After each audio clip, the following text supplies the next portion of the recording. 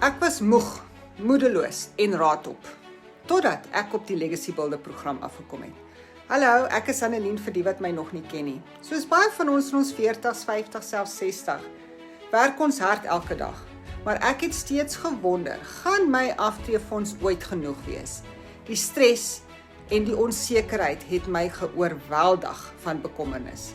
Ek wou nie nog 'n tweede werk hê nie. Ek wou nie die kosbare tyd met my gesin verloor nie. Toe ontdek ek die krag van die digitale wêreld.